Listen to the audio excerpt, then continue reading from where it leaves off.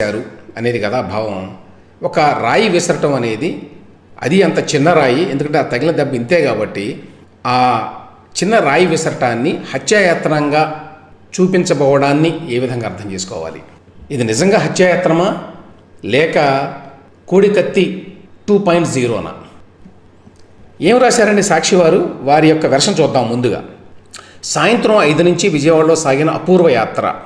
రాత్రి 8 గంటల 10 నిమిషాల సమయంలో సింగ్ నగర్లో జగన్ టార్గెట్గా దుశ్చర్య. ఇక్కడ రాయి విసిరేశారంటే జగన్మోహన్ రెడ్డి గారే టార్గెట్, అందులో ఏమి డౌట్ లేదు. పథకం ప్రకారం ఒక స్కూల్ 2వ అంతస్తులో దాక్కున్న ఆగంతకుడు. ఇందులో పథకం ఏముంది? రాయి విసరటానికి. అక్కడి నుంచి జగన్ కణతకు గురి చూసి పదునైన వస్తువుతో దాడి. ఆ వస్తువు ఏంటో తెలియదు, వీళ్ళు రాస్తున్నారంతే. ప్రజలకు అభివాదం చేస్తూ జగన్ పక్కకు తిరగడంతో తప్పిన గురి.